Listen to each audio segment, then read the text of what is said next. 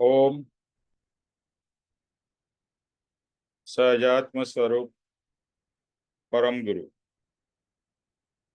परम कृपाणु देव पूज्य पप्पा जी और सर्व ज्ञानियों का आशीर्वाद लेकर उनका योग बल प्राप्त करके हम आज का सत्संग आरंभ करते हैं। जो भी सुने उसे गहराई से समझे और आत्मसात करे। जो भी आत्मा के साथ में यानी आत्मसात होगा वही आगे तक आएगा। जो भी बुद्धि में ग्रहण हुआ होगा वो ज्यादा देर तक टिकेगा नहीं। इसीलिए सत्संग में बिना कोई डिस्टरबेंस के, बिना बातचीत के एक रूपता से सत्संग में जुड़ना है। और जहां भी हो अपना कमरा वगैरह बंद कर लीजिए और कृपाणु देव को प्रार्थना करके कि हे कृपाणु देव, आज के सत्संग से मेरे आत्मा का कल्याण हो। तो इस भाव से हम आज का सत्संग आरंभ करते हैं।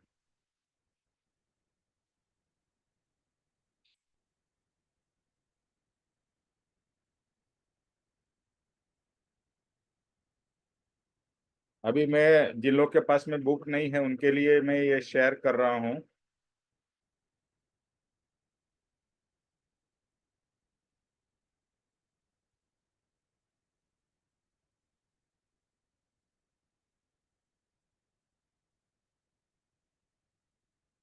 अभी हम लोग भावना बोध कर रहे हैं।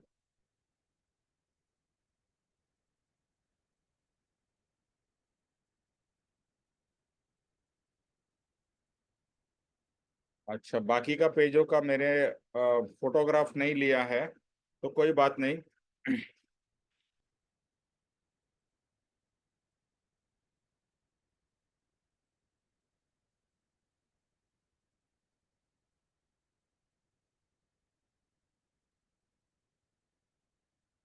अभी जिनके पास भी मोक्ष माला है, मोक्ष माला का शकुन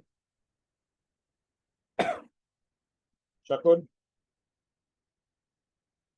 खोल रही। हाँ निमेश भाई, मैं खोल रही थी। हाँ बोलिए। हाँ, आप खोल लीजिए। उसमें जो इंट्रोडक्शन है, हाँ उपोद्घात उपोद्घात का पेज नंबर 5।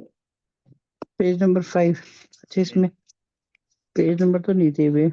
हाँ है 2 3 4 5 आ गया। उसका जो पहला पैराग्राफ है उसमें क्या लिखा है? संसार को शोकाब्दी कहने में तत्व ज्ञानियों की भ्रांति नहीं है। ये लिखा है निमेश भाई। ऊपर का उसके नीचे पहला जो है, संसार में जो एकांत और अनंत भरपूर ताप है। फिर उसके नीचे प्रभु भजो नीति सजो परठो परोपकार। हाँ हाँ, इसमें आपका आदि व्याधि उपाधि वाला आ गया। एक काम करो, हाँ प्रभु भजो है ना, प्रभु हाँ भजो नीति सजो, वहां से आप पढ़ो। आप ठीक है। जो भी चालू कर दो। ओके।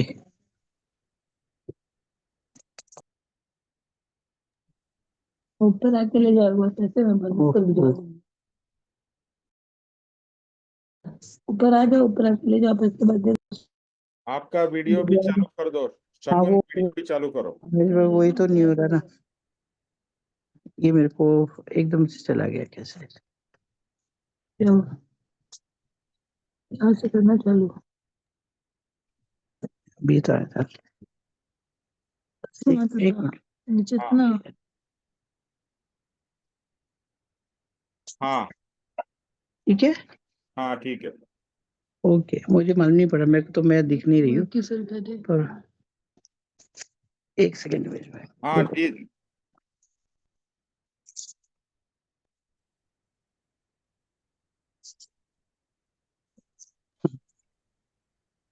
प्रभु भजो नीति सजो परठो परोपकार। सचमुच यह उपदेश स्तुति पात्र है। यह उपदेश देने में किसी ने किसी प्रकार की और किसी ने किसी प्रकार की विचक्षणता प्रदर्शित की है। वह सब उद्देश्य की दृष्टि से तो समतुलित से दिखाई देती है, परंतु सूक्ष्म उपदेश के तौर पर सिद्धार्थ राजा के पुत्र शमन भगवान प्रथम पदवी के धनी हो जाते हैं। निवृत्ति के लिए जिन जिन विषयों का को पहले बताया है, उन विषयों के सच्चे स्वरूप को समझदार सर्वांश में मंगलमय बोध देने में ये राजपुत्र बाजी ले गए हैं। इसके लिए उन्हें अनंत धन्यवाद शास्ता है।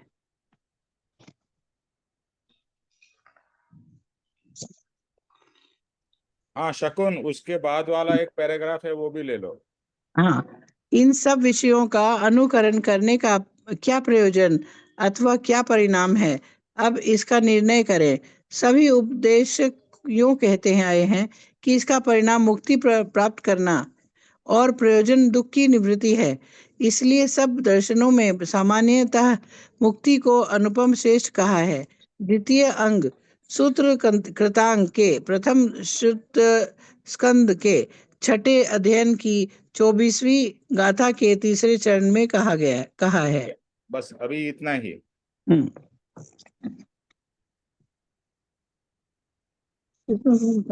निमेश भाई आप ही समझाना, क्योंकि ये थोड़ा डिफिकल्ट है बोलने में। कोई और बात नहीं, आपको जितना समझ में आता है उतना करिए।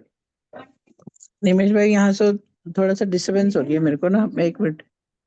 मेरे को जो समझ में आ रहा है, ये जो है ना सचमुच ये उपदेश पात्र है, मतलब ये जो उपदेश दिया है। पहले जो हेडिंग लिखा है ना, प्रभु भजो नीति सजो हाँ, परतो परोपकार।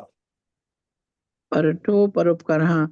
इसका तो मतलब ये हुआ ना, प्रभु का नाम लो और नीति से जो मतलब अपने आप की जिंदगी को सजाओ, या ये समझ लो अपनी आत्मा को सजाओ, ऐसा कुछ लगता है मुझे जो बोला उन्होंने। नीति सजो, नीति मतलब अपनी जीवन की जो नीति है बनाने का, वो अपने को अच्छा एक। एक काम करो शकुन, जी। उसके पहले हाँ, वाला एक जो पैराग्राफ है वो पढ़ो, इससे ये कनेक्टेड है, उसके पहले का एक ठीक। पैराग्राफ। अधुए असाए असाए नहीं, उसके नहीं। उसके बाद वाला पैराग्राफ, संसार में एकांत। हाँ, हाँ। संसार में जो एकांत और अनंत भरपूर ताप है, वह ताप 3 प्रकार का है, आदि व्याधि और उपाधि। इससे मुक्त होने के लिए सभी तत्वज्ञानी कहते आए हैं, संसार त्याग, शम दम दया, शांति क्षमा और धृति, अप्रभुत्व, गुरुजनों की विनय विवेक, निष्पृहता, ब्रह्मचर्य, सम्यक्त और ज्ञान, इन सब का सेवन करना, क्रोध लोभ मान माया अनुराग अनबन विषय हिंसा शोक अज्ञान और मिथ्यात्व, इन सब का त्याग करना, यह सभी इस दर्शनों का सामान्य सार है। नीचे के 2 चरणों में इस सार का समावेश हो जाता है। प्रभु भजो नीति सजो परठो परोपकार। देखो निमेश भाई, मेरे को ना ये तो नहीं मालूम, पर ये तो ठीक है, उन्होंने आदि व्याधि उपाधि इनका सबका हमको बता दिया है हमारे गुरुजनों ने, और जितने भी संत हुए हैं और जो भी ज्ञानी रहे हैं। ज्ञानी ज्ञानी पुरुष का एक ही वचन रहता है अल्टीमेटली, कि भी आपका जो है ये आदि व्याधि उपाधि जो है ये अपने कर्म के अनुसार मिलता है, लेकिन इससे मुक्त होने के लिए एक ही उपाय है कि आपको दया शांति क्षमा धृति ये जो है, हमको ये शम दम ये संसार का त्याग करना पड़ेगा, और तभी हम लोग इसमें आगे चल सकते हैं। और इसमें न हमारी जो ज्ञान है इन सब का सेवन करना बहुत जरूरी है, क्योंकि हम लोग ज्ञान से जब दूर हटते हैं तो हम लोग भटक जाते हैं। तो हम लोगों को बार बार बोला गया कि सत्संग में रहो, सत्संग में रहो, और इससे आपका थोड़ा संयम बनता है, अपने नियम बनते हैं अपने जीवन के। तो उस प्रकार से अगर नहीं तो क्रोध माया मान लोभ में इसमें पड़े रहेंगे तो कुछ होने वाला नहीं है। सबका त्याग तो बेकार की बात है, कोई कहने की बात है कि मैंने ये गुस्सा निकाल दिया है, ये कुछ है। तो ये सभी दर्शनों का सामान्य है ना, ये सभी दर्शन, चाहे वो जैनिज्म हो, चाहे वो ये अपना हिंदू धर्म है, जिसमें अपना सनातन धर्म है, सब में यही बताया, एक ही प्रकार के नियम बताए गए हैं। सच्चे ज्ञानी ने तो यही ज्ञान दिया है, उसके बाद तो जो बोले गए हैं वो तो झूठे वचन जो है वो कोई भी बता सकता है, पर ये सच्चे ज्ञानी के वचन यही है। तो और जो आगे की बात है, सचमुच ये उपदेश स्तुति पात्र है, मतलब बहुत समझने की बात है, और प्राप्त करने की ग्रहण करने की बात है। और ये उपदेश देने में किसी ने किसी प्रकार की और किसी ने किसी प्रकार की निष्ठा प्रदर्शित की है। इसका क्या मतलब हुआ निमेश भाई? इसका मेरे को लगता है कि ये बोले किसी ने किसी प्रकार से बताया, किसी ने कोई प्रकार से बताया, लेकिन बताया तो एक ही है। उनका बताने का स्तुति पात्र तो एक सपोज ही मैं, है उद्देश्य। हाँ हाँ कोई बात नहीं, मैं एक्सप्लेन करता हूँ। ओके, हम्म आप आपका हम्म। माइक म्यूट कर दीजिए। चश्मा कहाँ है मेरे? माइक को म्यूट कर दीजिए। जी। माइक और वीडियो दोनों बंद कर दीजिए।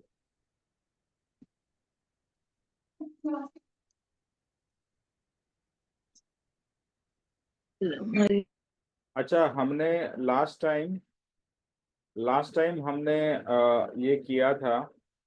किसी को याद है कि हमने 14 पॉइंट्स लास्ट टाइम किए थे? किसी ने भी वो याद किए हैं, मेमोराइज किए हैं? निमेश भाई कच्चा कच्चा याद है मेमोरी। ठीक है, बोलिए सतीश जी, आप वीडियो ऑन करके बोलिए तो जो भी सब याद है जितना। सर्वप्रथम मोह से त्याग करना। मोह से त्याग करेंगे तो आदि व्याधि उपाधि जो हमको कष्ट होते हैं वो सब दूर होंगे। मोह, संसार का जो मोह है उसको त्याग करना है किसी तरीके से। फिर है शम और शम दम, यानी इंद्रियों को कंट्रोल में करना। फिर है दया। दया, शरण और दया शरण एंड माफी करना, माफ करना। मतलब दया शरण, दया दया के बाद दया, शांति है, शांति, दया शांति क्षमा। हाँ यस, दया शांति फिर क्षमा और फिर धृति और अप्र अप्र अप्रतु अप्रभुत्व। अप्रभुत्व। अप्रभुत्व मीन्स मान ना करना। और फिर गुरु गुरु का विनय विवेक, और गुरु का विनय विवेक और निष्प्रियता था मति। सतीश भाई। हैं जी? निष्प्रियता भी था ना शायद एक। हाँ, क्या? निष्प्रियता, जी हाँ, निष्प्रिय। और फिर अ, अप्रभुत्व, अप्रभुत्व। और फिर है कुजनों का विनय, फिर है विवेक। विवेक। और फिर है ब्रह्मचर्य। ब्रह्मचर्य भी था शायद। ब्रह्मचर्य। ब्रह्मचर्य, निष्ठुरता, ब्रह्मचर्य। ब्रह्मचर्य। और फिर समय सम्यक्त्व समायक सम्यक्त्व। में रहना, सेल्फ रियलाइजेशन। हाँ। और और ज्ञान। फिर ज्ञान। ज्ञान, ये 14 है। 14 गुण हैं जो आपने बताया कि ये प्रभु के गुण हैं, हमको इन गुणों को ग्रहण करना है और बाकी सब छोड़ने हैं, और तभी हमारा कल्याण होने वाला है। हम, ये प्रभु के गुण हैं जो कि हमको मंदिर में जाके उसको प्रार्थना करना चाहिए कि हे भगवान, आप आपके जैसे गुण मेरे में भी प्राप्त हो। ये आपने बताया। Okay, very good Satish. Okay, so basically last time हमने ये बात की थी, शकुन और सविता और सरोज, आप लोग नहीं थे, बट ये जो 14 गुण है, और जो लोग थे उनको भी ये 14 गुण, 14 गुण जो है वो पक्के करने हैं, क्योंकि यही गुण से आत्म कल्याण होने वाला है। सबसे पहला है, मैं फिर से रिपीट करता हूं क्योंकि ये बहुत ही इंपॉर्टेंट है। सबसे पहला है संसार त्याग। अभी संसार त्याग का मतलब ये नहीं है कि संसार को छोड़ के चले जाना है। संसार त्याग का ये मतलब है कि संसार भाव का त्याग करना। जो संसार से हम इतने लिपटे हुए हैं, चिपके हुए हैं, और हर समय संसार के ही विचार में डूबे हुए हैं, उससे बाहर निकलना है। और आप रियलाइज नहीं कर रहे हैं, लेकिन आप एवरी डे कितने कर्म बांध रहे हैं। हम सब सुबह से लेके रात तक कितने कर्म बांधते हैं? कोई बताएगा कितने कर्म हम दिन में बांधते हैं?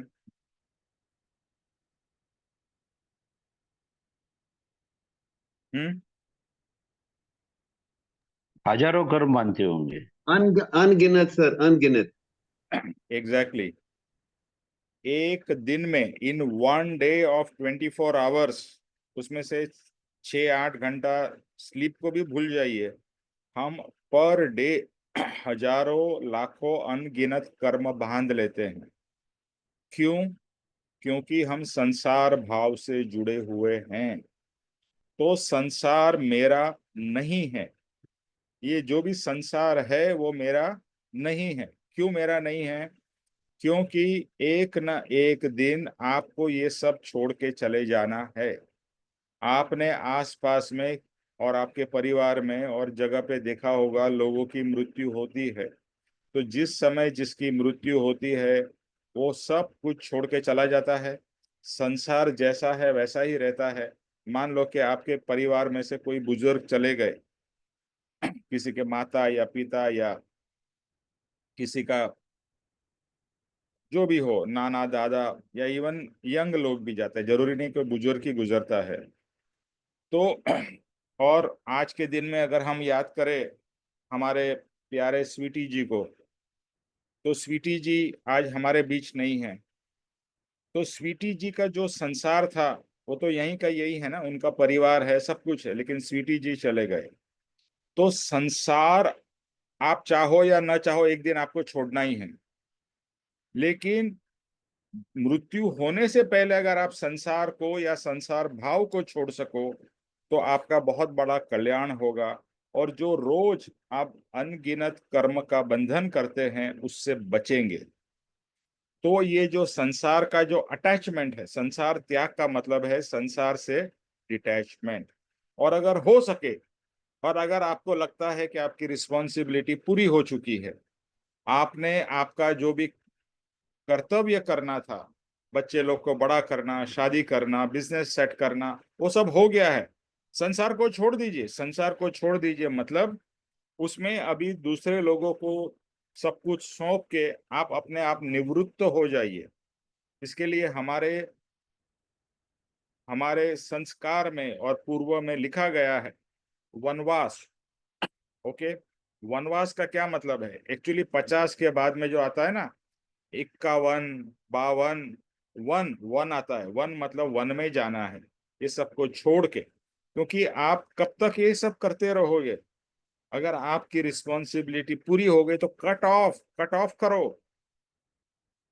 और कट ऑफ नहीं कर सकते उसको रिड्यूस करो, इन्वॉल्वमेंट को मिनिमाइज करो। ज्यादा समय आत्मा के लिए, परमात्मा के लिए और गुरु भक्ति में गुजारो। Very very important. अभी मैं आश्रम गया था, अभी प्रेम महोत्सव का शिविर था 3 दिन का। मैं 2 ही दिन जा पाया, लेकिन इतना सुंदर वातावरण था आश्रम में। और बहुत खुशी की बात यह है कि कितने सारे यंगस्टर्स, मतलब 25 साल के, 30 साल के, 35 साल के, वो पूरी तरह से आश्रम को डिवोटेड है। उनका अभी घर संसार पूरा आश्रम ही हो गया, वहीं रहते हैं, वहीं सेवा देते हैं, वही आराधना करते हैं। तो कितनी सुंदर बात है। तो ये बहाना भी मत निकालिए कि भाई अभी तो मेरी क्या उम्र है। अगर 25, 30, 35 साल का कोई व्यक्ति संसार को त्याग करके और पूरा आश्रम को डिवोट हो सकता है, तो आप और मैं क्यों नहीं हो सकते हैं? सोचने वाली बात है। दूसरी बात यह है कि जब भी मौका मिले तो थोड़ा, जैसे हम घूमने को शिमला जाते हैं, मसूरी जाते हैं, स्विट्जरलैंड जाते हैं, आश्रम क्यों नहीं आते हैं? आश्रम आके कुछ दिन आश्रम में रह के साधना करो, उस वातावरण में अंतर ध्यान, मेडिटेशन, वो सब करो। It is very important and very much required for your self. ये आप दूसरे किसी के लिए नहीं कर रहे हो, आप अपने स्वयं के लिए, स्वयं के कल्याण के लिए कर रहे हो। और कोई दिखावा के लिए भी नहीं करना है कि मैं आश्रम गया था, मैं ये किया था। आपका कल्याण। दूसरी बात मैं ये देखता हूँ कि लोग यूएसए से आते हैं, मिडिल ईस्ट से आते हैं और रेगुलरली आते हैं। आप एक बिलीव नहीं करोगे, एक कपल है जो दुबई में रहता है, मिडिल ईस्ट में। वो ऑलमोस्ट हर दूसरे तीसरे महीने इंडिया आता है, आश्रम जाता है, और यहाँ पर जो भी सत्संग शिविर होती है वो रेगुलरली वो लोग अटेंड करते हैं। तो अगर एक बार आप कोई भी चीज का निर्णय करो ना, मुझे ये करना है, तो अवश्य वो पॉसिबल है। आपको कोई बाधा नहीं आएगी, और बाधा आएगी तो भी कृपाणु देव को प्रार्थना करके कृपाणु देव को कहो मुझे आश्रम जाना है, मुझे शिविर अटेंड करना है, मुझे सत्संग अटेंड करना है। तो कोई आपको रोक टक नहीं है। जो है वो आपकी ही कचास है। यानी आपके अंदर में उतना पावर नहीं है कि मुझे ये करना है। संसार के काम के लिए आपके पास में कैसा पावर आ जाता है? पैसा कमाना है, इसके लिए मुझे ऑफिस जाना है, मुझे बिजनेस करना है। वहां तो शिथिलता नहीं आती है, वहां पावर आ जाता है। कुछ करके भी आप बीमार भी हो जाओ तो भी आप ऑफिस जाते हो। क्या करेंगे, काम करना है, ये करना है।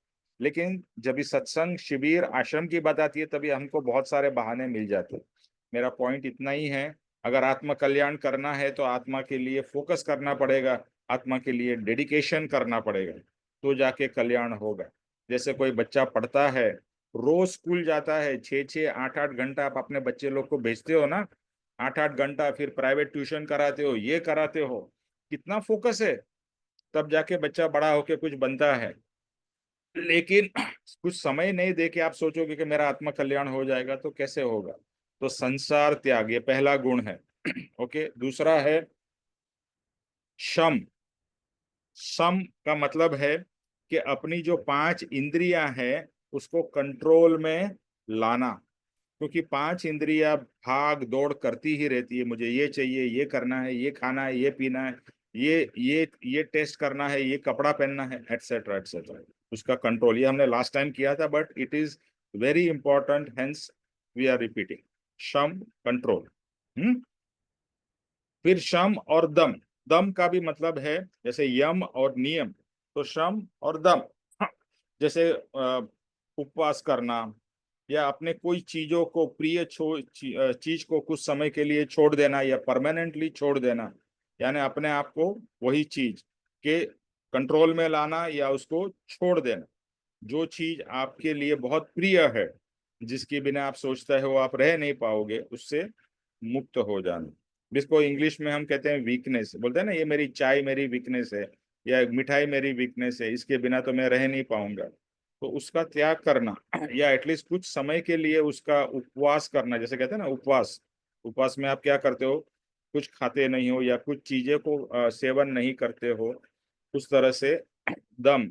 और मैं तो कहूंगा आज के समय में सम और दम तो ये है, खाने पीने से ज्यादा मोबाइल को कम इस्तेमाल करना। हम पूरे दिन मोबाइल से ही जुड़े रहते हैं, कंटिन्यूअस। फ्री हुए नहीं कि तुरंत मोबाइल, फ्री हुए ही कि नहीं कि मोबाइल देखा, मोबाइल देखा, उसमें फिर व्हाट्सएप है, ये है, वो है, उसी में हम लोग उलझे रहते हैं। उसके लिए बहुत टाइम मिल जाता है, क्योंकि वहां पर अटैचमेंट है, वो चीज अच्छी लगती है। तो शम, दम। फिर है दया, अपनी दया और पर की दया। सबकी दया। पहले अपनी दया खाओ कि मैं कैसे इस संसार में, परिभ्रमण में कंटिन्यूअसली जन्म मरण कर रहा हूँ, और दूसरे लोग जो इस चक्र में डूबे हुए हैं उनकी भी दया। अभी दया एक भिखारी की आप लेते हो और उसको कुछ पैसा वगैरह देते हो, अच्छी बात है। दूसरी दया है, किसी को जरूरत है उसको आप पैसा दो, उसको एजुकेशन दो, उसको और किसी भी तरह से मदद करो, तो बहुत ही अच्छी चीज है और करने जैसी है, और जितनी हो सके करना चाहिए। लेकिन सबसे पहली दया स्वदया, कि मैं अपने आत्मा का कल्याण करूं। कितने जन्मों से या अनंत अनंत जन्मों से यह आत्मा दुखी है, जन्म मरण करता ही जा रहा है, करता ही जा रहा है, करता ही जा रहा है। फिर शांति। शांति हर किसी को प्रिय है, और कृपाणु देव ने कहा है शांत होना वही धर्म है। उन्होंने एक लाइन में धर्म क्या है वो बता दिया है, और ये वचन बहुत ही इम्पोर्टेंट है, ध्यान में रखने जैसा है। अगर मेरे अंदर में अशांति ही रहती है तो मैं धर्म से भी बहुत दूर हूँ, आत्मा से भी दूर हूँ, और अपने मन की मानसिक शांति से भी बहुत दूर। तो शांत होना जितना हो सके ना, हम हर चीज में हाइपर हो जाते हैं, ऊपर नीचे हो जाते हैं। शांत होना, कूल डाउन, जैसे कहते हैं ना आजकल, कूल इट, कूल कूल, शांत। और कृपाणु देव ने तो कह दिया है परम शांति को प्राप्त करना है। परम शांति मतलब मोक्ष, यानी कोई संकल्प नहीं, कोई विकल्प नहीं, कोई चिंता नहीं, कोई आकुलता नहीं, व्याकुलता नहीं, कुछ नहीं, परम शांत। ओके। फिर है क्षमा। क्षमा यानी कि हमारे से गलती होती है, दूसरों से गलती होती है। अगर हमारी गलती होती है तो हमें कभी भी दिखती नहीं है, या हम उसे जस्टिफाई करते हैं या कवर अप करते हैं। और दूसरे की गलती होती है तो उसको बार बार रिमाइंड करते, तेरे से ये गलती हुई, तूने ऐसा किया, तूने वैसा किया। तो क्षमा, क्षमा जो है दो प्रकार की है। एक तो अपनी गलती की माफी मांगना सबसे इम्पोर्टेंट। और हमारी गलती क्या है, वो पूरी क्षमापना जो कृपाणु देव ने दी है उसमें पूरा क्षमापना आ गया है। हे भगवान, मैं बहुत भूल गया, मैंने आपके वचनों को लक्ष्य में लिया नहीं, आपके कहे हुए तत्वों का अनुपम चिंतन मनन किया नहीं, यानी भगवान को भूल गए, यही सबसे बड़ी हमारी गलती है। अपने आप को भूल गए, ये हमारी गलती है। संसार में डूबे रहे, ये हमारी गलती है। तो ये सबकी क्षमा मांगना है। और दूसरी क्षमा है कि आप किसी के ऊपर गुस्से हो गए, आपसे लोभ हो गया, मान हो गया, वॉट, इसकी क्षमा। और दूसरा है, अगर किसी ने गलती की है तो हम तो किसी को क्षमा देने के लायक नहीं है, बट फिर भी हम क्या करते हैं, किसी ने हमारे साथ में अगर बुरा व्यवहार किया है तो हम सालों साल उसे याद रखते हैं कि तूने 5 साल पहले या 10 साल पहले मेरे साथ में ऐसा किया था। यानी वो बात को न हम भूलते हैं, न उस व्यक्ति को माफ करते हैं। तो माफ करना और माफी मांगना बहुत ही इम्पोर्टेंट है। अगर आपको लगता है आपसे भूल नहीं होती है तो आपको पता ही नहीं है कि आप दिन में कितनी बार कितनी भूलें करते हैं। तो क्षमा बहुत ही, कृपाणु देव ने कहा है कि क्षमा वह मोक्ष का भव्य दरवाजा है, मोक्ष की एंट्री क्षमा से है। ओके।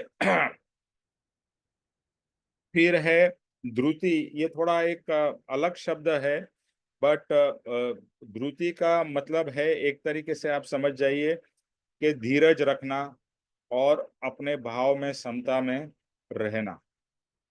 अप्रभुत्व, अप्रभुत्व यानी कि किसी भी चीज का मान नहीं करना, बीइंग हम्बल। अप्रभुत्व, अपना बढ़ाई नहीं करना।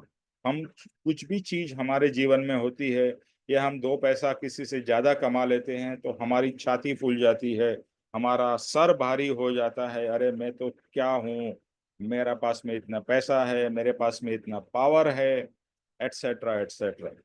और कृपाणु देव इतने महान हो गए, वो क्या कहते हैं, मैं तो दास का भी दास हूँ, दासानु दास, दास का भी दास। इतनी हम्बलनेस होनी चाहिए। जो आदमी जितना बड़ा होता है उसमें, अगर वो रियल में महान है, उसमें उतनी ही लघुता, दीनता या हम्बलनेस होगी। फिर है गुरुजनों का विनय। गुरु से हमने बहुत कुछ सीखा है, और गुरु के कारण ही हमें आत्मा का मार्ग मिला है, गुरु के कारण ही अभी हम प्रोग्रेस कर रहे हैं। तो उनका विनय, कि गुरु के कारण मुझे ये सब प्राप्त हुआ है, तो उनका विनय। फिर है विवेक। विवेक यानी कि सही क्या है, गलत क्या है, उसकी समझ होना, उसे कहते हैं विवेक। और अगर सच्चा विवेक हमारे में आएगा ना, अगर रियल में सच्चा विवेक आएगा तो हम ज्यादा से ज्यादा हमारा समय आत्म कल्याण में निकालेंगे। मैं रिपीट करता हूँ, सच्चा विनय ये विवेक ये है कि ज्यादा समय आप अपने आत्म कल्याण में लगाए। ये बात बहुत समझने जैसी है कि बिजनेस के लिए 8 घंटे 10 घंटे, पढ़ाई करने के लिए 8 घंटे 10 घंटे या 12 घंटे, आत्मा के लिए no time, we are very busy. आत्मा के लिए टाइम ही नहीं है।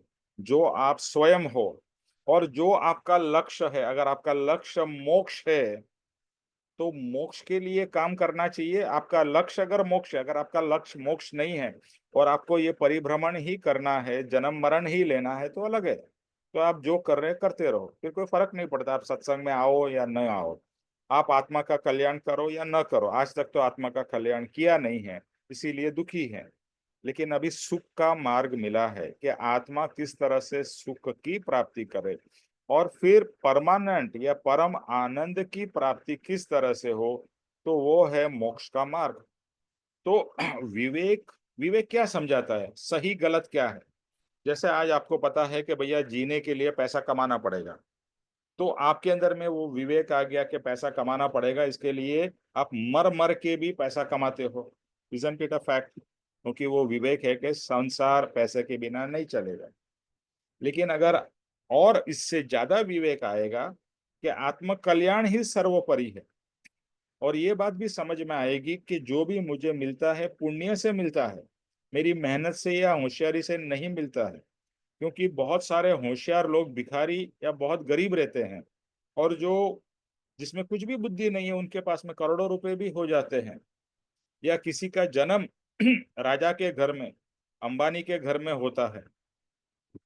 आज ये सोच लीजिए, अगर मुकेश अंबानी का जन्म अंबानी परिवार में नहीं होता था तो क्या उसके पास में इतना धन वैभव होता था?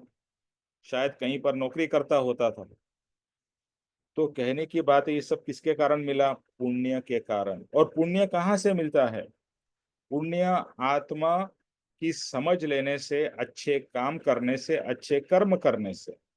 तो अगर ये समझ आ जाएगी, अगर आप आत्म कल्याण करोगे ना, तो आपका संसार ऑटोमेटिकली अच्छा हो जाएगा, करना नहीं पड़ेगा। ओके, तो विवेक यही समझाता है कि ज्यादा समय आत्मा के लिए, आत्म कल्याण के लिए लगाओ। संसार के लिए जितना मिनिमम करना, मैं रिपीट करता हूं, जितना मिनिमम करना उतना करो, 10 गुना उससे ज्यादा मत करो। ये मैं अपने आप को भी बोल रहा हूँ, मैं सिर्फ भाषण नहीं दे रहा हूँ, ये गुरु जी ने जो बताया है कि संसार के लिए काम नहीं करना वैसी बात नहीं है। बट पापा जी ने एक सिंपल बताया कि रोज का 2 घंटा, 2 hours, find time for your आत्मा। और उन्होंने ये भी बोला कि सुबह आप अपनी दिनचर्या शुरू करने से पहले, यानी बेस्ट तो टाइम है ब्रह्म मुहूर्त का, सुबह 4 बजे से लेके 7-8 बजे तक 3-4 घंटे का समय है। उसमें आत्म कल्याण, वांचन करो, ध्यान करो, विचार करो, चिंतन करो, भक्ति करो, जो जो करना है। बिकॉज उस समय कोई डिस्टरबेंस नहीं है, कोई फोन नहीं आएगा, कोई नौकर चाकर, कोई आना जाना नहीं है। मान लो उसमें नहीं होता है, फिर भी समय निकाल के रोज का 1 से 2 घंटा वांचन, ध्यान, चिंतन, मनन, सत्संग में जो सुना उसका रिपीटेशन पक्का करना, क्योंकि वो पूरे दिन काम में आएगा। जैसे आप दिन में 1 घंटा एक्सरसाइज या योगा करते हो तो आपकी बॉडी फिट रहती है ना। अब अगर आप कुछ भी नहीं करोगे तो बॉडी भी अनफिट हो जाएगी और दूसरे बहुत सारे प्रॉब्लम्स होंगे। तो पापा जी ने हमें सबको आज्ञा दी है कि 2 घंटा, 2 घंटा नहीं हो तो 1 घंटा तो निकालो। 24 घंटे में से क्या आपके अपने समय के लिए 1 घंटा नहीं है? तो फिर आपको धिक्कार है, या आपको आपका विवेक ही नहीं है कि मुझे क्या करना चाहिए और मेरे लिए क्या अच्छा है। ओके। फिर नेक्स्ट है निष्पृहता।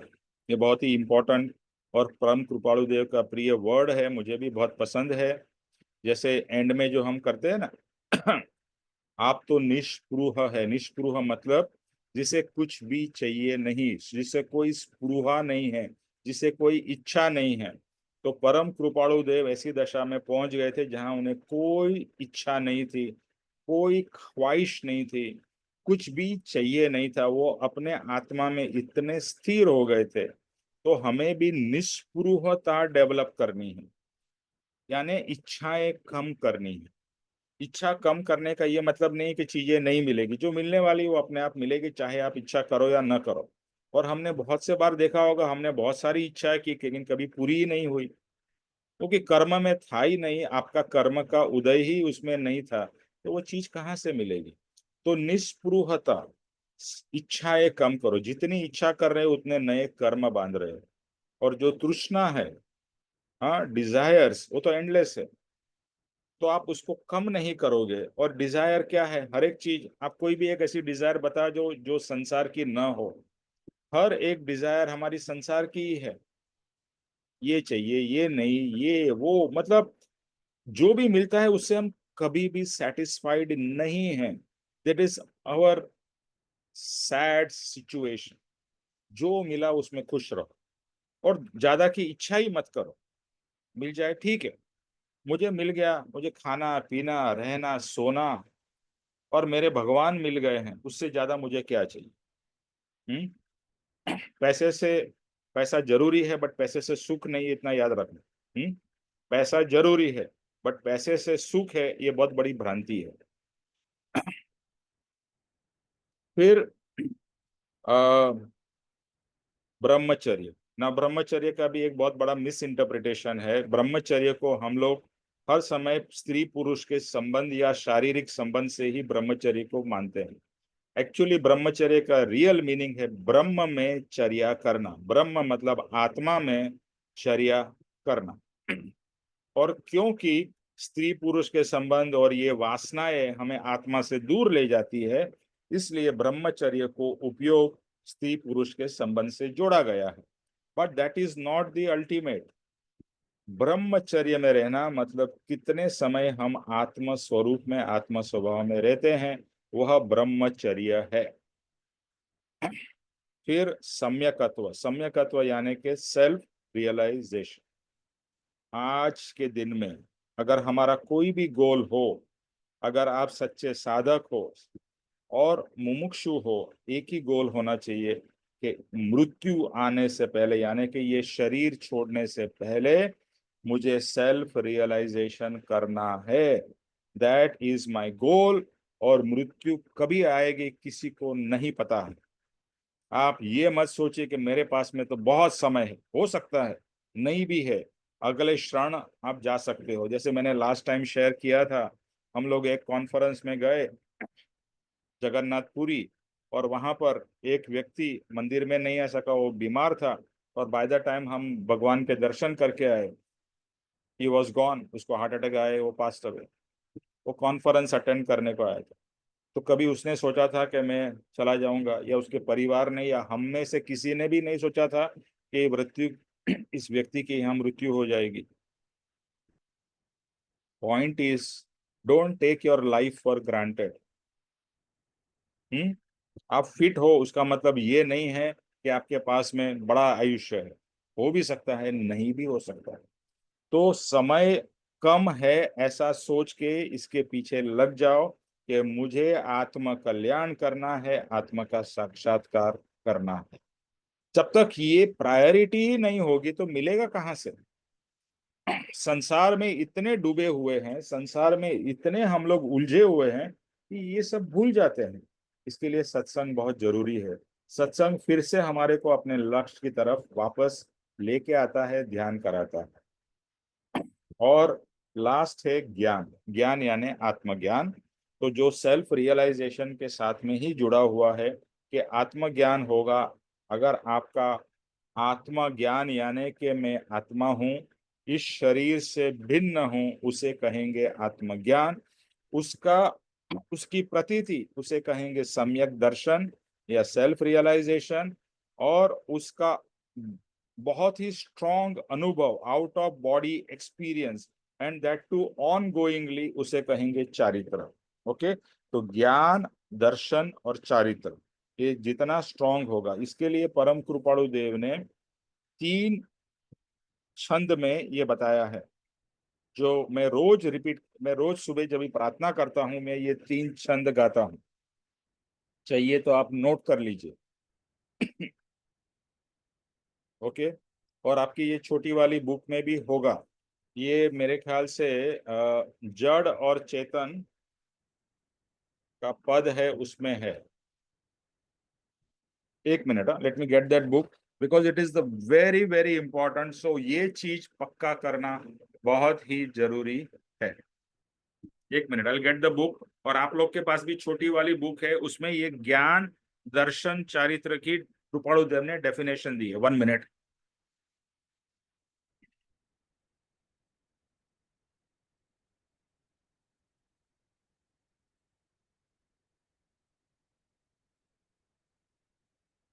ये जो छोटी वाली बुक है,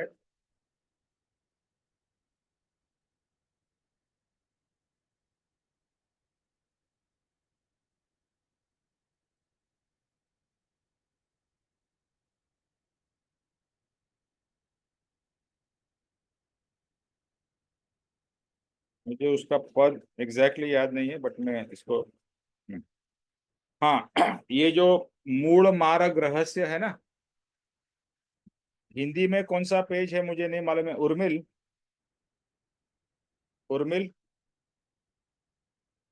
हाँ निमेश भाई, ये 27 नंबर मूल मार्ग रहस्य हिंदी वाली बुक में कौन से पेज पे है? ये छोटा बुक में ये जो आत्म सिद्धि है छोटी वाली। आत्मसिद्धि, ये श्रीमद, ये जो अपनी जो है ना छोटी वाली पुस्तक। 72 हाँ जी, 72 हाँ जी, अच्छा, सो 72 पेज। 72 पेज पे। ओके, मूल मार्ग रहस्य, इसमें ये है हमारे पास मूल मार्ग सांभलो जीन हाँ, नो रे। या अभी अभी अभी पूरा पद नहीं करना है। इसमें है ना गाथा नंबर 6, गाथा नंबर 6, गाथा नंबर 6 है, मैं उसको ये करता हूँ, पद गाता हूँ, उसका मीनिंग बहुत इंपॉर्टेंट है। छे देहादि थी भिन्न आत्मा रे, उपयोगी सदा अविनाश। सबको मिल गया ये वाला छोटा बुक? और उसमें ये मिला गाथा नंबर 6, मूल मार्ग रहस्य। हेलो। जय सद्गुरु। जी मिला मिला, सब मिल गया। ओके, मिल जय गया सर। जय वंदन। उसमें है, मैं गुजराती में पढ़ता हूँ, उसका हिंदी में मीनिंग कहूंगा, आप लोग लिख लीजिएगा। छे देहादि थी भिन्न आत्मा रे, मैं सिर्फ पढ़ रहा हूँ बिकॉज उसका मीनिंग समझना ज्यादा जरूरी है अभी। छे देहादि थी भिन्न आत्मा रे, उपयोगी सदा अविनाश, एम जाने सदगुरु उपदेश थी, कयु ज्ञान तेनु नाम खास। ओके, इसका हिंदी में मीनिंग यह है सिंपल, कि हे देह देह आदि यानी देह और इंद्रियों से भिन्न आत्मा रे, हे देह इंद्रियों से भिन्न आत्मा रे, उपयोगी सदा अविनाश। ये पूरा हिंदी में सेम आएगा, उपयोगी सदा अविनाश। ओके, मैं पहले ट्रांसलेशन करता हूँ, फिर उसका मीनिंग करेंगे। एम जाने सदगुरु उपदेश थी, यानी कि ऐसा जानते हैं सदगुरु के उपदेश से, ऐसा जानते हैं सदगुरु के उपदेश से, कहा ज्ञान उसका नाम खास। ओके, मैं पूरा गाता फिर से रीड करता हूँ। हे देहादि से, देह इंद्रियों से भिन्न आत्मा रे, उपयोगी सदा अविनाश, ऐसा जानते हैं सदगुरु के उपदेश से, कहा ज्ञान उसका नाम खास। ओके अपर्णा, ठीक है, ये है ज्ञान की डेफिनेशन। बाकी और कोई डेफिनेशन की जरूरत नहीं है, सिंपल है कि देह इंद्रियों से भिन्न आत्मा है, देह और इंद्रियों से भिन्न आत्मा है। कैसा है? उपयोगी सदा अविनाश, हर समय हम कुछ ना कुछ उपयोग करते हैं। उपयोग का मतलब है कुछ ना कुछ जानते रहते हैं। आत्मा का गुण है जानना या फील करना। देखो, इस पूरे शरीर में या इस पूरे ब्रह्मांड में एक ही ऐसा पदार्थ है जिसको जानकारी या ज्ञान है। ओके, जिसके पास में ज्ञान, जानकारी या ज्ञान है, वो है आत्मा। न टेबल के पास में, न कुर्सी के पास में, न कंप्यूटर या फोन, किसी के पास में ज्ञान नहीं है। ज्ञान सिर्फ आत्मा में है। और ज्ञान का दूसरा नाम क्या है? जानना, देखना, फील करना। You and me can feel, हम लोग जान सकते हैं, देख सकते हैं, फील कर सकते हैं। इस सब को मिला के हम एक शब्द कहेंगे ज्ञान। और उपयोग, देखो उपयोग बहुत ही इंपॉर्टेंट शब्द है। जैसे कभी मान लो अभी आप सत्संग में, अगर आपका उपयोग है और सत्संग में फोकस्ड हो, और बाजू में कोई कोई कुछ दूसरा कुछ कर रहा है, आपको डिस्टरबेंस नहीं होगा, क्योंकि आपका कंसंट्रेशन, फोकस किस में है? सत्संग में है। आप जिस चीज में, जैसे आप फोन में कभी कभी बात करते हो, इतने एंग्रॉस रहते हो, दूसरा कोई घर वाला आपको बुला रहा है, आपको सुनाई तक नहीं देता है, या आपके सामने से कोई व्यक्ति चला जाता है फिर भी आपको दिखाई नहीं देता है। क्यों? क्योंकि आपका उपयोग उस फोन के अंदर कन्वर्सेशन में है। ओके, तो उपयोग वही ज्ञान है। उपयोग मतलब जानना, देखना। उपयोग, हर समय हम किसी न किसी उपयोग में लगे हुए हैं। और आज तक जैसे बात की, हम संसार के उपयोग में लगे हैं, अभी आत्मा के उपयोग में हमें जुड़ना है। तो उपयोगी सदा यानी हर समय उपयोग में हम जुड़े रहते हैं। अविनाश, ये आत्मा अविनाशी है, जिसको हम आगे कहें तो अजर, अमर, अविनाशी। ठीक है, तो ये आत्मा का गुण है, उपयोग और अविनाशी। और आगे क्या कहा? ऐसा अपनी बुद्धि से नहीं जानना है, कहीं से पढ़ा लिखा तो भी नहीं, सदगुरु ने कहा वो मुझे मान्य है, क्योंकि सदगुरु ने अपने अनुभव से ये जाना है कि आत्मा और शरीर इंद्रिय अलग है और आत्मा का गुण ज्ञान है। ये जो जानना सदगुरु के उपदेश से, उसका नाम ज्ञान खास। देखो, ज्ञान के भी बहुत सारे प्रकार है, म्यूजिक का भी ज्ञान, मैथमेटिक्स का भी ज्ञान, वो सब ज्ञान ठीक है, संसार के लिए जरूरी है, लेकिन सबसे सर्वोपरि ज्ञान है आत्मा का ज्ञान। तो आत्मा का ज्ञान वही सबसे इंपॉर्टेंट ज्ञान है, बाकी सब ज्ञान सेकेंडरी है। ओके, ये हो गया किसकी डेफिनेशन? ज्ञान की। दूसरा है नेक्स्ट, गाथा नंबर 7। जे ज्ञाने કરીને જાણ્યું રે તેની વર્તે છે શુદ્ધ પ્રતીત, કયું ભગવંતે દર્શન તેહને જેનું બીજું નામ સંકેત। इसका मीनिंग है, ट्रांसलेशन पहले लिख लीजिए। जो ज्ञान से हमने जाना है उसकी शुद्ध प्रतीति वर्तती है या वर्तन में आती या शुद्ध प्रतीति होती है। जो ज्ञान से हमने जाना है उसकी हमें शुद्ध प्रतीति होती है। ये नोट करिएगा, आप सोचोगे मैंने याद कर लिया। अगर आप सीरियस हो तो ये सब चीजें लिखनी है। जब भी सत्संग में बैठो ना, तो साथ में एक डायरी और नोटबुक पेन रखना है। जो जो चीज अच्छी लगे और जो चीज नोट करने जैसी है उसकी नोट होनी चाहिए। कयु भगवान के दर्शन के,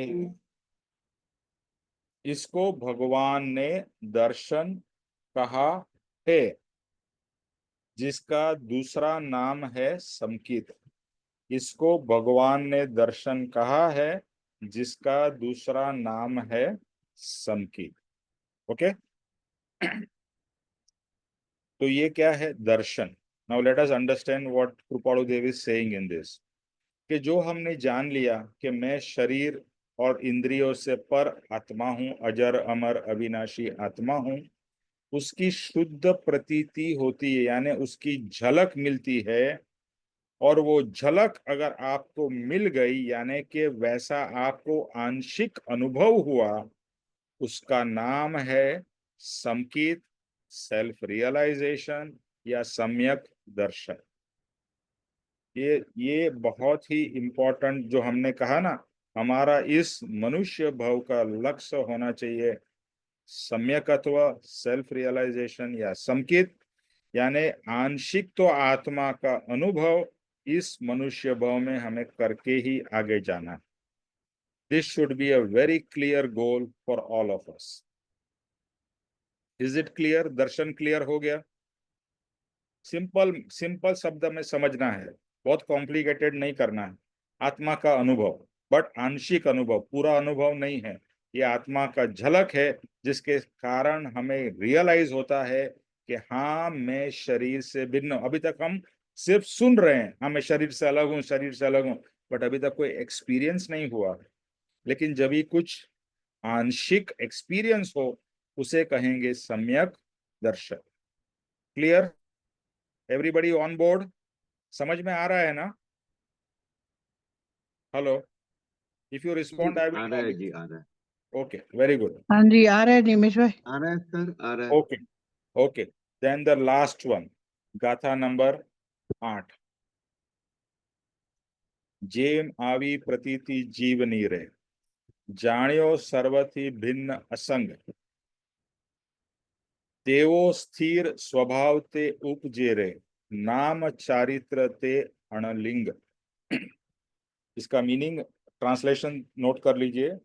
जब ऐसी प्रतीति जीव की होती है, जब ऐसी प्रतीति जीव की होती है, तब सबसे भिन्न और असंग जानने में आता है। जब ऐसी प्रतीति होती है, तब सबसे भिन्न और असंग जानने में आता है। ऐसा स्थिर स्वभाव जभी उपजता है या होता है, जभी ऐसा स्थिर स्वभाव होता है, उसका नाम है चारित्र अणलिंग। अणलिंग का मैं मीनिंग समझाऊंगा। ओके, अभी इसमें क्या कृपाणु देव कहना चाहते हैं? कृपाणु देव कहते हैं कि जो आपको प्रतीति हुई, आत्मा का साक्षात्कार हुआ, आत्मा की झलक हुई, उस झलक के बाद में आप जैसे जैसे एक बार वो झलक होती है, फिर शायद हो सकता है काफी टाइम तक न हो, फिर से वो कभी ऐसा फिर से ऐसा एक्सपीरियंस होगा, और एक और दूसरे के बीच में लंबा गैप भी हो सकता है, बहुत लंबा गैप भी हो सकता है, लेकिन धीरे धीरे आपको ये अनुभव बढ़ने लगता है, यानी गैप्स कम होने लगते हैं। और जितने समय ये अनुभव होता है उतने समय आप आत्म स्वभाव में होते हैं। और जब भी आप आत्म स्वभाव में होते हैं तभी आपको रियलाइज होता है कि आप इस शरीर से, इस इंद्रियों से, ये परिवार से, ये संसार से सबसे भिन्न है, सबसे अलग है। यानी तभी आपके अंदर में निर्लेपता उत्पन्न होती है, टोटल डिटैचमेंट आता है। Total detachment. That means you realise कि मैं तो सिर्फ एक ज्ञाता दृष्टा हूँ, ये सब जो हो रहा है, ये सब पूरा ड्रामा हो रहा है, मैं इसका सिर्फ प्रेक्षक हूँ, देखने वाला हूँ। All this is happening but I am not connected. हाँ, मैं मेरा कर्तव्य कर रहा हूँ, खाना पीना, जैसे परम कृपाणु देव कहते हैं, जब भी आप मुझे याद कराते हो तो मुझे याद आता है कि मेरा शरीर भी है। यानी कितनी उच्च दशा है उनको, वो कितने समय तक शरीर है ऐसा भी उनको याद नहीं है, वैसी अद्भुत दशा है कृपाणु देव की। तो अभी तो हम तो बहुत दूर है उस दशा से, लेकिन चारित्र यानी जब ये आत्मा का बलवान यानी कि स्ट्रॉन्ग साक्षात्कार होता है, उस समय you very clearly can feel atma and body totally different. Clear differentiation आपको फील होता है। अभी तक हमने जानकारी से सुना कि ये जड़ है, ये चेतन है, वो समझ समझ है, जानकारी है, वो अनुभव नहीं है। ये अनुभव की बात हो रही है कि जब भी पूरा अनुभव हो रहा है कि मैं आत्मा हूं, शरीर से एकदम भिन्न हूं, और असंगता आती है, यानी उस समय आप सिर्फ अपने निज स्वरूप में ही इतने मग्न, और जिसको हम समाधि कहते हैं वैसी समाधि की दशा है, ये समाधि दशा है। ऐसा स्थिर स्वभाव, ऐसा जब इस स्वभाव होता है ना, इसको हम कहते हैं स्थिर स्वभाव। गीता में, भगवत गीता में इसको कहा है स्थित प्रज्ञता। अगर आपने भगवत गीता पढ़ी हो तो उसमें स्थित प्रज्ञता कृष्ण भगवान ने बताई है। तो वो बहुत उच्च दशा है, ऐसी उच्च दशा यानी स्थिति। यहाँ पर क्या लिखा है? स्थिरता। यानी कोई भी जीवन में घटना घटती है उससे हमें अफेक्ट नहीं होता है। जैसा हम एग्जाम्पल राम भगवान का लेते हैं कि उनका राज्य अभिषेक होने वाला था और उनको इमीडिएटली वनवास भेज दिया गया, लेकिन उनके अंदर में कोई परिवर्तन नहीं हुआ। इसे कहते हैं स्थिर स्वभाव। और हमारे जीवन में एक छोटी सी भी घटना हो जाती है और हम हिल जाते हैं, तो हम कहीं भी स्थिर नहीं हैं, हम बहुत अस्थिर है। तो ये स्थिर दशा या स्थित दशा, स्थित प्रज्ञता वाली ये दशा है। ऐसी जब ये दशा आती है उसका नाम है आत्मा का चारित्र। अणलिंग, अणलिंग का मतलब लोगों को लगता है कि मैंने भगवा वस्त्र पहन लिए, मैंने संन्यास ले लिया, मतलब मैं आत्मा का दशा मैंने प्राप्त कर ली। नहीं, आत्मा की दशा वो अंतरंग चीज है। आप कपड़े क्या पहनते हो या नहीं पहनते हो उससे कोई फर्क नहीं पड़ते, आप क्या खाते हो पीते हो उससे भी फर्क नहीं पड़ता। ये एक आत्मा की शुद्ध दशा है, और उस दशा में अत्यंत आत्मा का आनंद है, आत्मा का सुख है, आत्मा की शांति है। तो ये है ज्ञान दर्शन चारित्र। ब्यूटीफुल। इसको मैं रोज सुबह प्रार्थना में ये 3 कड़ी गाता हूँ। परम कृपाणु देव को वंदन करता हूँ, पप्पा जी को, और अपने आत्मा के शुद्ध आत्मा को वंदन करता हूँ। और ये 6 देहादिति भिन्न आत्मा रे उपयोगी सदा अविनाश, एम जाने सदगुरु उपदेश थी कह્યું જ્ઞાન તેનું નામ જ્ઞાન તેનું નામ ખાસ જે જ્ઞાને કરીને જાણ્યું રે તેની વર્તે છે શુદ્ધ પ્રતીત કયું ભગવંતે દર્શન તેહને જેનું બીજું નામ સંકિત સેલ્ફ રિયલાઇઝેશન જેમ આવી પ્રતીતિ જીવની રે જાણ્યો સર્વથી ભિન્ન અસંગ એવો સ્થિર સ્વભાવ જે ઉપજે नाम चारित्र ते अनली। वाह, ये हमारा हो गया कल्याण। ओके, बट ये पक्का होना चाहिए। पक्का मतलब बोल के तो ठीक है, बोल के तो शुरुआत है, but we have to start experiencing all this. तो कमिंग बैक टू जहां से हमने शुरू की थी, but I think this is very important. हम सबको ये जो 3 पद है ज्ञान दर्शन चारित्र के मूल मार्ग के, वो अंदर तक चले जाने चाहिए और उसका हमें लक्ष्य रखना है कि वी हैव टू एक्सपीरियंस।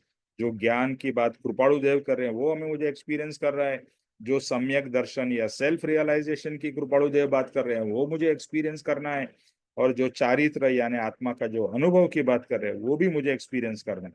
लेकिन अनुभव अभी मान लीजिए थोड़ी समाधि दूर की बात है, एटलीस्ट हम ज्ञान और दर्शन पक्का कर ले कि आत्मा से मैं भिन्न हूं, ये हर समय हमें लक्ष्य में रहना चाहिए। आत्मा देह से भिन्न है और इंद्रियों से भिन्न है, और उसको बार बार याद अपने आप को कराना है कि मैं शरीर नहीं हूं, मैं इंद्रिय नहीं हूं, मुझे इंद्रियों के भोग से मुक्त होना है। ये अपने आप को रिमाइंड करते रहना है, और मुझे समकित सेल्फ रियलाइजेशन इस लाइफ में प्राप्त करनी है। तो ये हो गया ज्ञान दर्शन। ओके, तो एक्चुअली आज हमारा कुछ ज्यादा हुआ नहीं है, बट मैं कहूंगा बहुत कुछ हुआ है। इट इज नॉट इस बुक के हमने कितने पेजेस पढ़ लिए, एक एक शब्द, एक एक ज्ञानी के वचन पूरे आत्मसात हो जाने चाहिए, आत्मा में उतर जाना चाहिए, तो कल्याण है। आपने ये बुक पढ़ डाली और कुछ भी अंदर नहीं गया या थोड़ा ही अंदर गया और बाकी वो भी भूल गए, डजंट मेक एनी सेंस। तो अभी जो ये जो वाला पद है प्रभु भजो नीति सजो, वो हम लोग नेक्स्ट टाइम करेंगे। अभी ये जो चीजें हैं, जो 14 गुण, उसको पक्का करना है। फिर से उसको मेमोराइज करिए, उसके ऊपर में निबंध लिखिए, write down your own points for each one of this.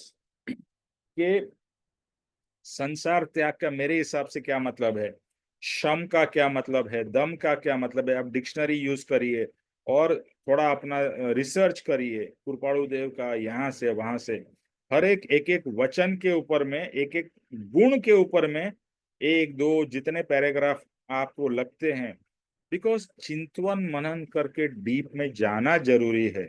आप डीप में नहीं जाते, ऊपर ऊपर जाते हो, ऊपर ऊपर से आप निकल जाओगे और कुछ भी प्राप्त नहीं होगा। और कृपाणु देव ने कहा है कि ये 14 गुण अगर हम प्राप्त करते हैं तो क्या होगा, इसके कारण क्रोध, लोभ, मान, माया, अनुराग, अनबन, विषय, हिंसा, शोक, अज्ञान और मिथ्यात्व, इन सब का त्याग या नाश होगा। ओके, इससे क्या जाएगा, देखो ये सब प्राप्त करना है, ये 14 गुण हमें प्राप्त करना है। फिर से रिपीट करता हूं और याद करना है, संसार त्याग, शम, दम, दया, शांति, क्षमा, धृति, अप्रभुत्व, गुरुजनों का विनय, विवेक, निष्पृहता, ब्रह्मचर्य, सम्यकत्व और ज्ञान, 14 गुण। ये 14 गुण हमारे आएंगे। और जो हमारे पास में है अवगुण या दोष जो हमें निकालने हैं, वो कौन से हैं, ये 14 अगर आएंगे ना, तो जो ऑलरेडी दूसरे 12-14 अंदर घुसे पड़े हैं जो हमारे के नुकसानकारी है, वो जाएंगे। कौन से जाएंगे, तो पहला है क्रोध। आप देखिए बात बात में हमें गुस्सा आ जाता है, छोटी चीज हो जाती है हम भड़क जाते हैं और इतना गुस्सा आ जाता है तभी हम बेकाबू हो जाते हैं। तो क्रोध जाएगा। लोभ, जैसे बताया कितना भी मिले हम सेटिस्फाइड ही नहीं होते हैं, तो लोभ हमारा कम होगा। देखो मैं जाएगा ऐसा नहीं कहूंगा, लेकिन कम भी हुआ ना तो बहुत अच्छा प्रोग्रेस है। और ये जो कषाय है ना, कषाय के कारण ही कर्म बंधन होता है। तो क्रोध कम होगा, लोभ कम होगा, मान कम होगा, अपनी जो महत्ता है, अपनी जो इम्पोर्टेंस है, वो धीरे धीरे कम होगी। बिकॉज रियलाइज होगा कि मैं तो दोषों से भरा हूं, कृपाणु देव ने क्या कहा, हे प्रभु शू कहूं दीनानाथ दयाल, हूं तो दोष अनंत नो भाजन छू करुणा। हम पद तो बहुत बार गाते हैं, बट उसको पकड़ना है। पहला लाइन में ही उन्होंने लिखा है कि हे भगवान मैं आपसे क्या कहूं, मैं तो दोषों से भरा हूं। जब ये रियलाइज होगा ना, तभी आप में नम्रता आएगी। वरना आप सोचोगे मैं तो गुण गुण का भंडार हूँ। जब इस सच्ची में अपना दर्शन होगा, तभी रियलाइज होगा कि मेरे अंदर गुण तो बहुत कम है और दोष भरे पड़े हैं। तो लोभ, फिर मान और माया, जो छल कपट हम प्रतिदिन करते रहते हैं, वो कम होगा। अनुराग, अनुराग का मतलब है जो राग हम करते हैं, यानी जहां पर हमारे फैमिली के प्रति, हमारे शरीर के प्रति, हमारे बच्चों के प्रति जो हमारे को ओवर अटैचमेंट है, प्रेम की बात नहीं हो रही है यहाँ, अटैचमेंट की बात हो रही है, वो कम होगा। देखो, जब ये राग कम होगा ना, तभी प्रेम बढ़ेगा। एक्चुअली उल्टा है, आज के दिन में हमारे को राग है, प्रेम कम है। राग के साथ में हमारी एक्सपेक्टेशन, बच्चे को ये करना चाहिए, पति को ये करना चाहिए, पत्नी को ऐसा करना चाहिए, तो वहां पर एक्सपेक्टेशन है और ओनरशिप है, ये मेरा बेटा है, मेरी बात तो मानना ही चाहिए। All that is not Prem, that is राग। अनबन, छोटी छोटी चीजों में हमारी अनबन चलती रहती है। ऐसा नहीं किया, मेरे हिसाब से नहीं किया, अनबन, क्लेश, हर समय क्लेश, हर घर में क्लेश। ऐसा कोई घर है जिसमें क्लेश नहीं है?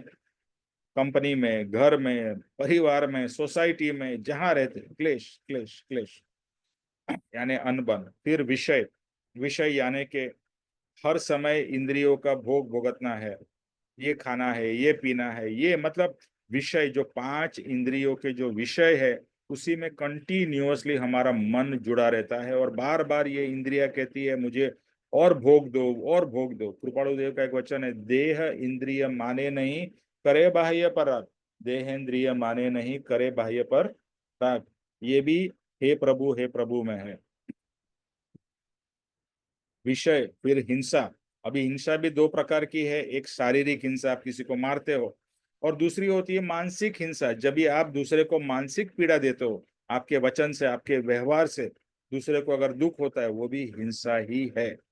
फिर है शोक, यानी हम कुछ भी हो जाता है, हम बहुत उदास हो जाते हैं, हम बहुत डिप्रेस्ड हो जाते हैं, हमें एंजाइटी हो जाती है, ये सब शोक का प्रकार है। अज्ञान, अज्ञान, जैसे बताया, बहुत सारा अज्ञान है हमारे अंदर, यानी सबसे बड़ा अज्ञान तो यही है कि आत्मा को ही नहीं जानते हैं और आत्मा के बारे में नहीं जानते हैं, यही सबसे बड़ा अज्ञान है। फिर है मिथ्यात्व, मिथ्यात्व यानी ये संसार को मेरा मानना और ये मानना कि ये सब चीजें मेरी है, ये सबसे बड़ा मिथ्यात्व है। कोई भी चीज आपकी नहीं है, ये शरीर भी आपका नहीं है, क्योंकि आत्मा का एक्चुअली कुछ भी नहीं है, सिर्फ आत्मा, वही आत्मा है। ये जो कर्म भी आप कर रहे हो, वो भी आपके नहीं है, वो भी पराये है, हर चीज आपकी पराई है। तो ये अपना मानना वही मिथ्यात्व है। तो जब ये 14 गुण प्रकट होंगे, तो ये सब अवगुण और जो रॉन्ग बिलीफ है वो जाएगी। ओके, सो आज के दिन में इतना ही पक्का करना बहुत जरूरी है। Go deep deep deep deep. किसी को कोई प्रश्न है या कुछ ऐड करना है, शेयर करना है? निमेश निमित भाई, जो भाई ये पहला पर है संसार त्याग, इसका मतलब वही है ना, संसार त्याग से मतलब डिटैच होके तुम संसार में रहो, क्या या बोलो फिर पूरा से मतलब बोलो? कैसे छोड़ो, मतलब जैसे। एक मिनट फिर से बोलो, उर्मिल, रिपीट करो स्टार्टिंग से। संसार का त्याग करना है। हम्म। हेलो हाँ बोलो उर्मिल। निमेश भाई, ये जो पहला पॉइंट था ना, संसार त्याग, हम्म। तो ये संसार त्याग से मतलब ये है ना कि मतलब हमें संसार में अगर रहना भी तो हमें डिटैच के रहना, मतलब जैसे अभी आपने बताया कि मतलब प्रेम से रहो, मतलब राग मत करो, ये सारे गुना देख तो बीच में या रहते मतलब हुए पूरा भी घर, अपने मतलब पूरा संसार छोड़ शकुन दो, एक मिनट कैसे जरा मतलब है आप बोलिए। संसार त्याग। शकुन, शकुन आप आपका म्यूट पे रखिए, आपका सॉरी, आवाज मिक्स हो रही है। सॉरी सर, मेरे को पता नहीं चला है। हाँ सॉरी, हाँ उर्मिल बोलो। निमेश भाई, मैं जो संसार त्याग पॉइंट है ना, उसको समझना चाह रही थी कि संसार त्याग से मतलब डिटैच होके रहना है, या मतलब संसार जैसे वही मैंने जैसे मतलब। कहा, संसार त्याग का मतलब है कि हम जो 24 घंटा संसार के विचार करते रहते हैं उसका त्याग करना है। संसार संसार में जो भाव, डूब रहे हैं, हाँ, ठीक। संसार भाव का त्याग करना है। आप देखो, आप हर समय किसके विचार करते हो? घर के, संसार के, परिवार के, इजंट इट? कंटिन्यूअस उसका बिल्कुल त्याग ठीक करना है है। कि भाई जो हो रहा है होने दो, जो चल रहा है चलने दो, और ये कोई भी मेरा नहीं है, ये पक्का करना है। याद रखो, ये घर, ये संसार, ये शरीर, जो कृपाणु जी कहते हैं ना, देह, स्त्री, पुत्र, परिवार, ये कोई भी मेरा नहीं है। मैंने जो एग्जाम्पल स्वीटी जी का बताया, it is applicable to everybody. Sweety ji is gone, उनका परिवार, उनका घर, उनकी जायदाद, समृद्धि, सब कुछ यहाँ रह गए, बॉडी भी सही यहीं है। रह गई, इसको जला दिया गया। What went? ओनली आत्मा इज गॉन, क्योंकि ये कुछ था नहीं उनका, इसीलिए साथ में नहीं गया। इतना सिंपल लॉजिक से समझ में आता है। और हम यही जो चीज मेरी नहीं है उसको मेरा मेरा मेरा घर, मेरा संसार, मेरा परिवार, मेरे बच्चे, मेरे ये, मेरा वो, उसके कारण राग भी उतना ही करते हैं। और राग जितना होता है उतना द्वेष भी होता है, क्योंकि अगर आपकी बात कोई सुनता नहीं है, आपका बच्चा या आपका पति या आपका नौकर, क्या होता है? द्वेष, द्वेष। गुस्सा। ठीक। तो ठीक है संसार प्रभु। त्याग का ये मतलब है कि संसार छोड़ के भागने की बात नहीं है। अगर आप कर सकते हो तो बहुत अच्छी चीज है, कोई बुरी चीज नहीं है। लोगों को लगता है संसार त्याग करना कोई बुरी चीज, अरे बहुत अच्छी चीज है। हमारे शास्त्र में लिखा है वनवास, समाधि, हम्म, लो। तो वो लोग क्या हम्म। मूर्ख थे? क्या पागल थे? तुमको मालूम है कि भाई एक टाइम तो आपको, अगर आप नहीं करोगे तो एंड में आपको संसार तो त्यागना ही पड़ेगा, आपको शरीर तो छोड़ के जाना ही पड़ेगा, हम सबको जाना पड़ेगा। तो जाने से पहले ही अभी से उससे कट ऑफ हो जाओ। ओके। ठीक है, थैंक यू निमेश भाई, ठीक है। ओके, हाँ उर्मिल बोलो। हाँ, बस यही पूछना था, निमेश भाई आ गया हाँ संसार हाँ त्याग ठीक है, से। ओके। ठीक है। शकुन। हाँ जी निमेश भाई, मैं पूछ रही थी ये जो परठो है ना, परठो का मतलब नहीं समझ में आया। वो मेरे को भी मेरे को जो नेक्स्ट। है ना, ये अपनी, ये नॉर्मल भाषा नहीं है, ये ओके। कोई दूसरी भाषा है। परोठो, ठीक। परोपकार, मैं इसका मीनिंग देख लूंगा, बट जो मुझे समझ में आता है, जो हम लोग नेक्स्ट टाइम हम्म, करेंगे भी, कि प्रभु ठीक। को भजो, नीति यानी नीति नियम में रहो, और परठो, परोपकार, जितना हो सके अपना और दूसरे का उपकार, परोपकार करो, अच्छी चीज। ठीक। ठीक है। लेकिन ठीक है। Exact thank you. परठो का क्या मीनिंग है वो मुझे भी देखना पड़ेगा, मैं नेक्स्ट टाइम आपको बताऊंगा। लेकिन ओके। उसके लिए आपको नेक्स्ट टाइम सत्संग में आना पड़ेगा। मैं हूँ निमेश भाई, मोस्टली तो मैं रहूंगी। अभी सरोज जी भी मेरे नीचे है, तो हम दोनों ही इकट्ठे बैठ जाया करेंगे। ऊपर हो नीचे हो, आपके ऊपर है आपका। आप एक बार निश्चय कर लो, मुझे सत्संग अटेंड करना है, हाँ फिर जी। होगा होगा होगा। निमेश भाई, पिछले हफ्ते भी मैं लड़की देखने गई हुई थी, इसलिए नहीं मैं अरे नहीं था पाई। आप लड़की देखते रहो, परिवार को, वही तो बोला, संसार त्याग का क्या मतलब है? हम्म। संसार त्याग का मतलब ये नहीं है कि परिवार की रिस्पॉन्सिबिलिटी नहीं करना, बट एडजस्ट करो अपने आप, यस। और भगवान से प्रार्थना करो। मैं सच्ची बताता हूँ, ये मेरा खुद का एक्सपीरियंस है। एक बार आप प्रार्थना कर लो कि कृपाणु देव, मुझे सत्संग हो, शिविर हो, आश्रम हो, मिस नहीं करना है, अपने आप सब सेट होगा। मैं बोलता हूँ, आपको भरोसा करना पड़ेगा इस बात के ठीक। ऊपर। आप खुद सरप्राइज हो जाओगे कि जो मेरा संसार का काम है वो कभी मेरे सत्संग के बीच में नहीं आता, और मेरा सत्संग कभी संसार के बीच में नहीं आता है। ठीक। ठीक। ठीक कह रहे हैं निमेश भाई, आप ठीक कह रही है। हमारे अंदर कभी दृढ़ता की कमी है। Yes, exactly. सॉरी निमेश भाई, नहीं थैंक यू। नहीं, मुझे आप सॉरी मत करो, आई जस्ट वांट नहीं नहीं, जितना, मेरे को तो खुद जितना मालूम है कि मैं कितना लॉस कर रही हूँ। और जो जो अगर आप मान लो कोई कारण सर नहीं अटेंड कर पाते हो, हम इसके लिए रिकॉर्डिंग कर रहे हैं कि रिकॉर्डिंग को, हम्म। और एक बार नहीं, 2 बार, 3 बार, एक एक चीज को बार बार रिपीट करना है। ये अंदर एक बार में नहीं जाएगा, 5 बार, 10 बार। अभी मैं आत्मा हूं, आपने कितनी बार सुना है? हजारों बार, हम्म। लाखों बार, but that is not enough. जब तक आत्मा का अनुभव नहीं होता है, रिपीट करते ही रहना है, करते ही रहना हम्म। हम्म। है। बच्चे को एबीसीडी सिखाता है ना, ए 10 बार, 1000 बार, जब तक बच्चा ए बरोबर नहीं लिखता तब तक हम छोड़ते नहीं है, जब तक आत्मा का अनुभव हम्म। नहीं होगा। ये बात पक्की करनी है, करनी है, करनी है। ठीक है। विनोद जी। थैंक यू निमेश भाई। ओके। हाँ विनोद जी, जे स्वरूप लीजिए।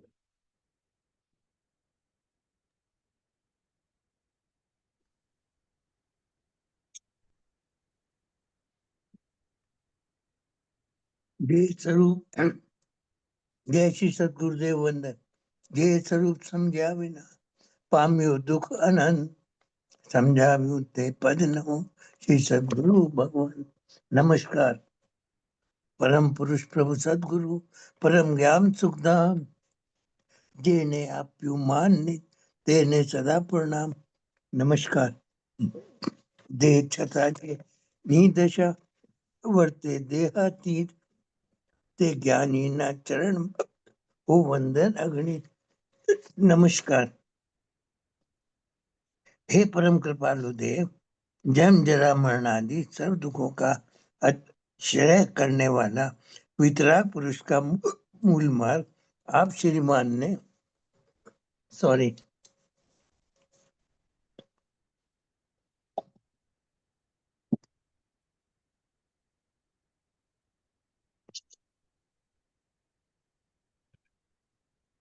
आप श्रीमान ने अनंत कृपा करके मुझे दिया। उस अनंत उपकार का प्रत्युपकार करने में मैं सर्वथा असमर्थ। फिर आप श्रीमान कुछ भी लेने में सर्वथा निष्प्रय, जिससे मैं मन वचन काया की एकाग्रता से आपके चरणारविंद में नमस्कार करता हूँ। आपकी परम भक्ति और वितराग पुरुष के मूल धर्म की उपासना मेरे हृदय में वो पर्यंत अखंड जागृत रहे, इतना मांगता हूँ। ये सफल हो। ओम शांति शांति शांति। जय श्री सद्गुरुदेव वंदन। त्रिलोक के नाथ की जय जय हो। जय हो। परम कृपाणु देव की जय जय हो हो। जय हो जय हो। जय हो सदगुरु देव की जय जय हो हो। जय हो जय हो जय आज हो। के आत्मा के आनंद की विजय हो। जय विजय हो। हो। जय हो। सर्व जय हो। मनुष्यों के परमार्थ पुरुषार्थ भक्ति की विजय हो विजय जय हो हो। विजय हो विजय जय हो। हो। सबका आत्म जय हो। कल्याण हो, सबका आत्म कल्याण हो। धन्यवाद सर, थैंक बहुत यू। बहुत धन्यवाद। Thank you. जय श्री जय सद्गुरुदेव सद्गुरुदेव वंदन। जय श्री उमेश सद्गुरुदेव भाई, भाई। फरवरी फर्स्ट वीक में आने का प्रोग्राम बना लो दिल्ली। निमेश भाई, निमेश भाई, थैंक यू। क्या है फरवरी फर्स्ट वीक में? कुछ नहीं, आप आ जाओ, ऐसे ही सत्संग के लिए आ जाओ हमारे। ओके, चलो जैसी जैसी प्रभु का आदेश होगा ओके, वैसे। ओके।